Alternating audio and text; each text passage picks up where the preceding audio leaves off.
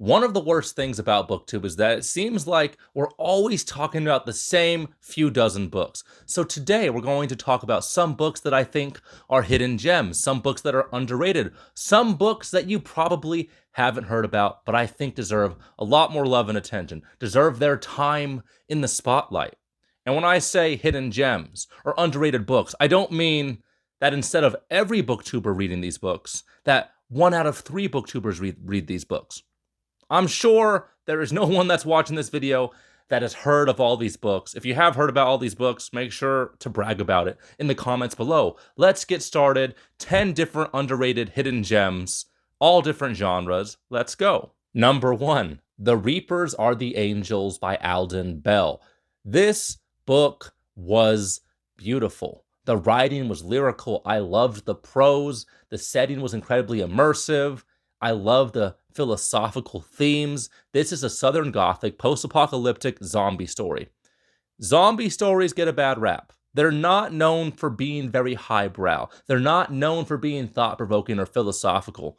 But The Reapers Are the Angels is the most philosophical, thought-provoking zombie story I've ever read. And that's mostly because the zombies aren't the main focus. This book takes place many years after the zombie apocalypse destroyed the world. And our main character, our protagonist, is a young woman in her teen years. And she's very much a creature of this post-apocalyptic world. She does not remember the world before society collapsed. And she's a very mature, wise, feral protagonist. And reading this story from her point of view was just very thought-provoking, very eye-opening, and the book did a very good job at showing how even though the world is destroyed, even though society has collapsed, even though the remains of human civilization are just scraping by, doing their best to survive, there's still a lot of beauty in the natural world. There's still a lot of beauty and inspiration to be taken from the strength of the human spirit. This is an Odyssey story. Our young woman protagonist is traveling across America, being stalked by a great enemy that wants to destroy her, and she encounters zombies, and she encounters weird things, and cults, and, billionaires, what have you. This book is like if Cormac McCarthy was writing a book in, like, the Fallout universe, and there's zombies. There's a little something for everybody in this book. I don't know why this book is not more well known. It's just a damn shame that Alden Bell never published another book, because this book was one of the best books I read last year. I love zombie fiction. I'm probably going to be doing a whole video about just zombie book recommendations for you guys sometime in the near future. If you're interested in that, leave your opinion about that in the comments below. I'll definitely get around to that sooner rather than later. But The Reapers Are the Angels, absolutely astounding. Definitely give this one a try. More people need to read this book. Number 2, 9 Goblins by T. Kingfisher. T. Kingfisher's been getting a lot of love here on BookTube. I feel like 3 or 4 years ago, nobody was talking about her, but now she's all the rage.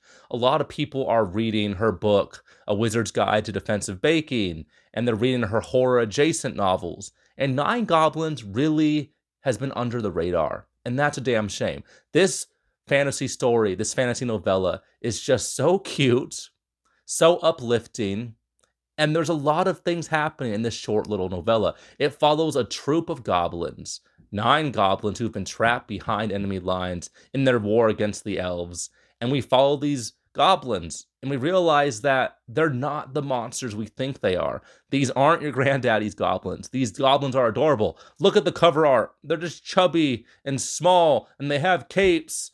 And this is a very interesting book that talks about prejudice and racism and how we dehumanize our enemies. It's a very interesting, cutesy story that talks a lot about how war is not something that the soldiers want to do. War is something that, our government, our rulers want to take part in because they don't have to suffer the consequences of it. And T. Kingfisher does a very good job at depicting and talking about these things in a way that isn't heavy-handed, but is still very eye-opening. This novella gives you the full spectrum of emotions. You'll laugh out loud, you'll tear up, you'll think. And I love the climax of this book and how it was handled. It really just surprised me. the way that T. Kingfisher was able to resolve the central conflict in a way that was just like, yeah, that seems about it. T. Kingfisher, she's not Terry Pratchett, but every time I read one of her books, I feel I hear an echo of Terry Pratchett in her. I'm not sure if she grew up reading his books, but her prose is very playful. Her humor is very palpable throughout everything that she writes, and I loved Nine Goblins. Very cute, very adorable, and it hits you in the feels. Definitely give this novella a try. Before we move on to book number 3, what are some books that you think are hidden gems? What are some books that you think deserve a lot more time in the spotlight here on BookTube? Leave those recommendations in the comments below. Number 3, The Six Deaths of the Saint by Alix E. Harrow. Alix E. Harrow is quickly becoming one of my favorite writers of short fiction. She has such punchy prose. Her stories are so beautifully written, and The Six Deaths of the Saint, I still think about it every day. I've read it in the latter half of 2024, and it was just unforgettable. It really puts you through the full spectrum of emotions in less than 40 pages. This is technically a short story. It's an Amazon original story, and if you've read a lot of the Amazon original stories, they vary wildly in terms of quality. Some are crap, some are satisfactory, but a few of them are absolute gems. And The Six Deaths of the Saints was one of the best things I read in 2024, and it actually made my top 10 favorite books of all time when I made that video, last year. I may have been, that may have been recency bias. It definitely is not in my top 10 now, but it's definitely the best short story I've ever read.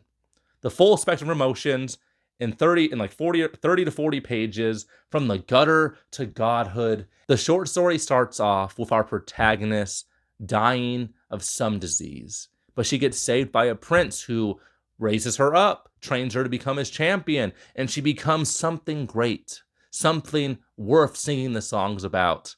And then there's some great twists, there are some great battles, there's some great central conflicts, and this book really takes you from the gutter to godhood, like I said earlier before. And it's really impressive what Alix E. Harrow was able to accomplish in so few pages. There is no fat in this story. I read it in less than an hour, and I still think about it every day. I read another one of Alix E. Harrow's short stories a few days ago. Her writing is just so beautiful. I haven't read any of her full-length novels yet, but I'll definitely be getting around to it very soon in the near future. This story is clearly very impressive if it made my top 10 favorite books of all time in 2024, because I've read a lot of books, and this short story stands out. Book number 4, Dear Laura by Gemma Amor. This story made me lose sleep. I could not put this book down. It was so disturbing, so unsettling, so creepy, and I couldn't stop reading it. This is horror at its finest, in my opinion, and it follows Laura, a young woman whose best friend has just gone missing. She's given up hope until she receives a mysterious stranger from an anonymous individual who says that he knows where her best friend is. But if she wants more information, she's going to have to pay the price. What follows is a multi-year, abusive, coercive, manipulative relationship between an anonymous person writing letters and a young girl as she grows up. This book is unsettling. This book will make you very uncomfortable, particularly if you have children.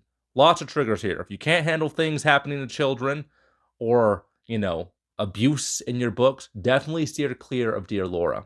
But if you can stomach the subject material, I think you will find this disturbing story well worth your time. Gemma Amor, I've only read this book from her, but I'm definitely going to be reading another one of her books sometime in 2025. If I was to have one complaint about Dear Laura, I would say the ending was a little rushed, perhaps a little uncathartic, but the journey to that ending had me on the edge of my seat.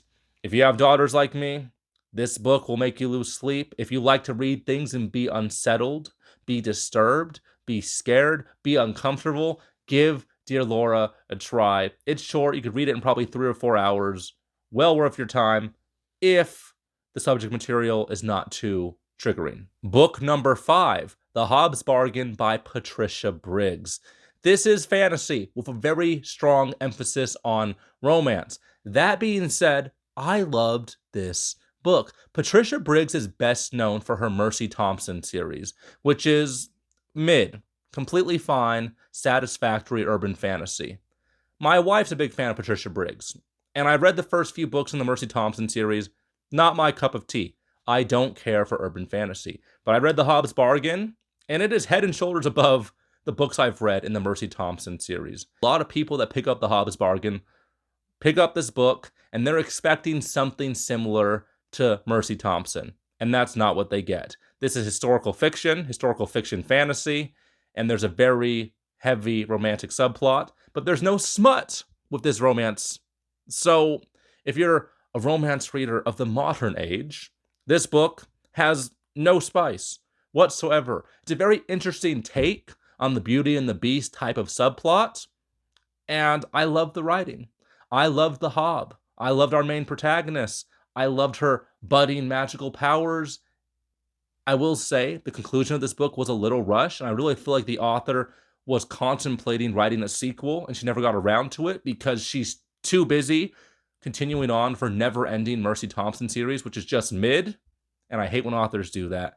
My wife's a firm believer that Patricia Briggs's best books are not her books that are urban fantasy. They're her books that she was writing 20 years ago, and that's a shame. I love the Hobs Bargain.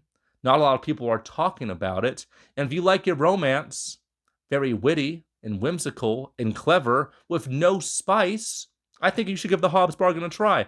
Nice, clean fantasy with heavy emphasis on romance. Like, I'm not even sure I would call this book a romance, like a romantasy for sure, but there's a lot of fantasy, and there's some romance, and the romance is not really the driving force, but it's there, and it's nice, and it's cute, and it's quaint, and I enjoyed it. Book number 6, Farewell Earth's Bliss by David G. Compton. This is classic science fiction. This book is over 50 years old, and I read it a year or so ago, and I loved it. It was thought-provoking, and if you love stories about space colonization, space exploration, and just how desolate and dangerous and arduous the task of colonizing a planet would be, definitely pick up Farewell Earth's Bliss.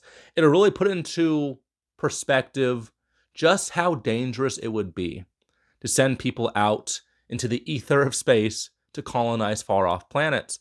Luckily, this book only goes to Mars. I'm saying only goes to Mars like that's not some giant, monumental, Herculean task, but in this book, it makes you really think about just how dangerous and how unstable a colonization effort would go. This book is not hard sci-fi. David G. Compton does not spend a lot of time explaining the science.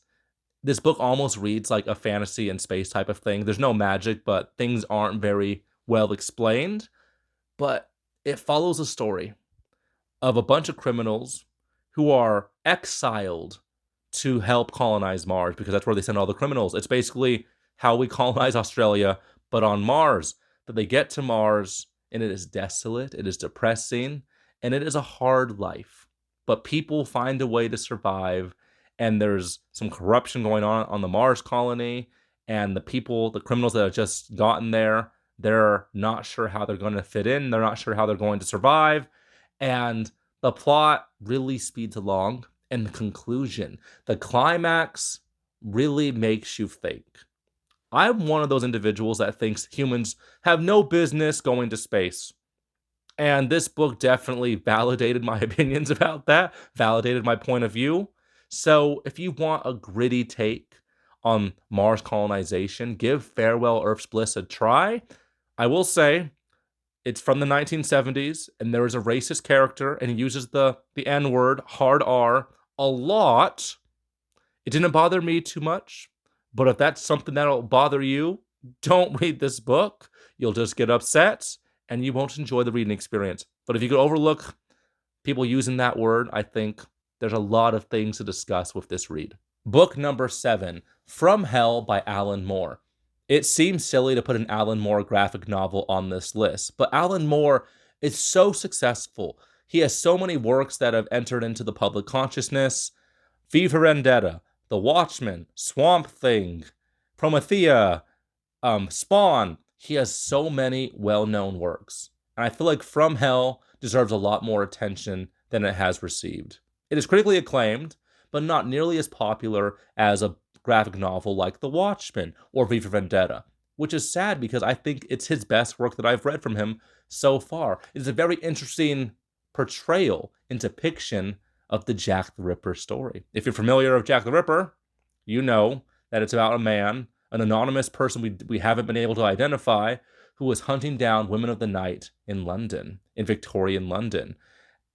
And this book had conspiracy, it had religious illusions, it had philosophy, it had Freemasons, it had government cover-ups, it had, chapters from the perspective, from the point of view of the women that Jack the Ripper is hunting down, and Jack the Ripper, the character, the man who Alan Moore, cast as Jack the Ripper, was just so compelling. From Hell talks a lot about things like corruption, forbidden knowledge, how our government and those in power control the narrative surrounding history, surrounding what we say happened in the past, and how we truly can't know what happened in the past unless we were there.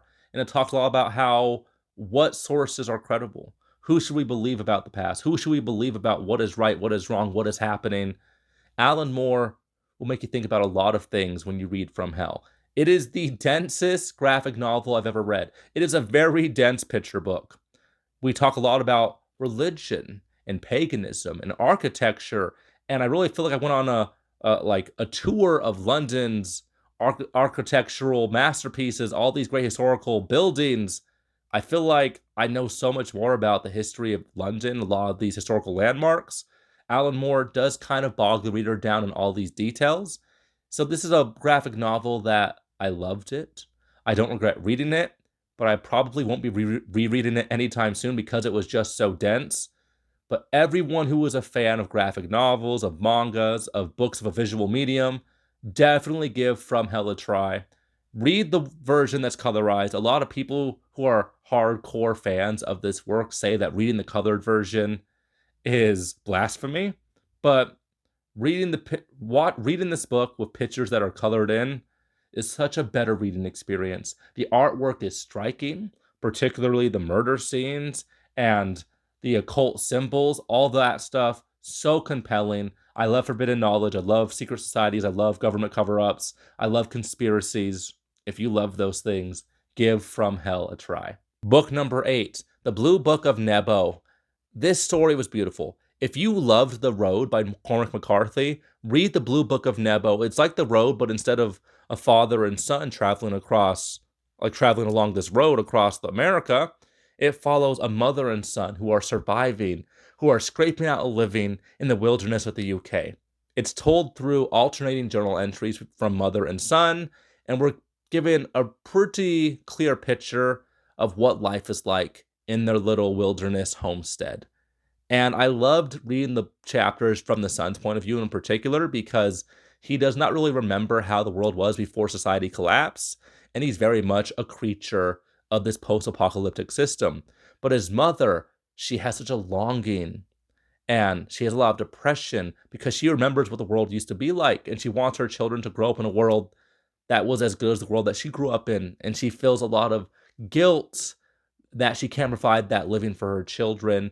They're scraping out of survival.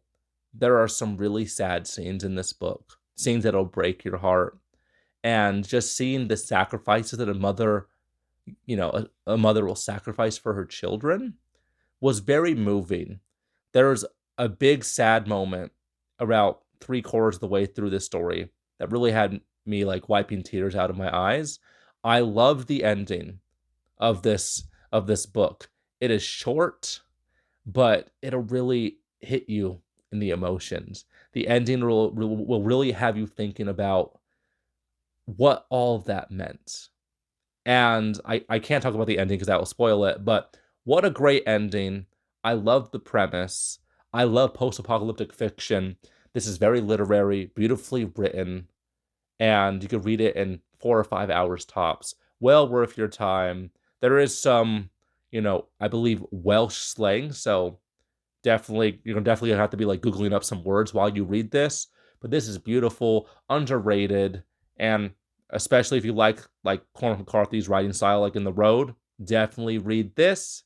It's like Cormac McCarthy, but in a wilderness, and slightly less depressing, and there's more of a positive view of human nature. Give this one a try. Book number 9, Butcher's Crossing by John Williams. This is a Western novel, a very manly read. And I think because it is a Western, a lot of people don't talk about this novel from John Williams. And that's a damn shame, because this is an absolute masterpiece. Not as good as Stoner. Few books are as good as Stoner. And that's what most people know John Williams from. They read Stoner, they loved it, they cried. It's a very memorable book. But Butcher's Crossing belongs in the discussion about great John Williams works. A lot of people are reading his book Augustus recently, and I haven't read that one yet, but a lot more people are interested in reading about Rome than they are about the West, American Western fiction. But this is like Moby Dick in the American West. It follows a young man who drops out of school to hunt buffalo. And the depictions of the destruction of nature in this book were just so jarring, so unsettling, so disturbing to me. I have a great love of nature. I have a great respect for animal life. I was a vegetarian for 5 years. I love animals. I love taking care of nature and advocating for the causes of environmentalism, all that stuff. The destruction of nature that is depicted in Butcher's Crossing, I'll never forget it. The way they just hunt down these buffalo, and the destruction and the waste, all just to get their hide. It really is a story about hubris and man's greed and how we become obsessed with things. If you like Moby Dick, read this. It's much shorter. I will say, I really feel like the book should have ended, it should have ended at a different part of the story. I didn't really like the falling action, but the build up to them finding the buffalo and then what they do when they get to the buffalo was well worth your time. This is the book that single-handedly got me into reading Westerns. Butcher's Crossing, absolute masterpiece. I've now read 2 of John Williams' 3 masterpieces. Augustus is next. I don't see anybody except Man Carrying Thing talking about Butcher's Crossing, and that's a damn shame. It is a Western masterpiece. It is a read that'll put some hair on your chest, and if you want to read about man's hubris and how we are wasteful and we don't respect nature, and you want to contemplate those things, Butcher's Crossing, few books will fill you with as much rage towards people who don't respect nature as Butcher's Crossing. And finally, last but not least, Blackwater by Michael McDowell. I could not make a list of hidden gems, underrated reads without mentioning Blackwater by Michael McDowell. I talk about this book often. It is my favorite book of all time, but still, I must say, it is criminally underrated. Mike from Mike's Book Reviews loved this book. I read it because he recommended it so highly, and I read it. It is my favorite book of all time, hands down. I'm very much a characters first type of reader, and the characterization in Blackwater is second to none. This book takes place over 50 years. It follows one family, the Caskey family of Perdido, Alabama, and this family has been infiltrated by a swamp thing, a creature masquerading as a human, and drama ensues. There are soap opera elements. A lot changes in 50 years. It takes place from 1917 to 1957 or something like that. 67. Over 50 years, America changes a lot. This family changes a lot. I finished this book. I turned to the final page, and I realized I'd never get to see these characters again. And I still have not recovered. Michael McDowell, he writes the Southern atmosphere so well. I really feel like I was walking through the streets of Perdido. I feel like I was sitting at the dinner table with the Caskey family. I love family sagas. They're my favorite types of stories. I love drama and cattiness and sass and political maneuverings, and I love, family nonsense. We all have a storied family history. If you were to go into lineage, the history of any one of our families, and you were to learn the ins and outs of the people in your family tree, there would be some amazing stories there. I'm not sure there's anyone's family that is so boring that if you wrote down the family history in a way that was like a narrative fictional account, wouldn't be a bestseller. Our roots are so rich in history, and Blackwater will really make you realize that. This book is criminally underrated. It's a chonker. It's over 750 pages. Well worth your time. Michael McDowell was truly one of the best writers of paperback stories when he was alive. Rest in power, Michael McDowell. Stephen King has sung so many praises about Michael McDowell, and Stephen King is my favorite author, but Michael McDowell has written my favorite book. So there you have it, 10 hidden gems, 10 underrated books that I think deserve a lot more love, 10 books across multiple genres that deserve more time in the spotlight. What are some recommendations you guys have for me? Well, how many of these books did you recognize before watching this video? Leave the number in the comments below, and I'll talk to you guys next time.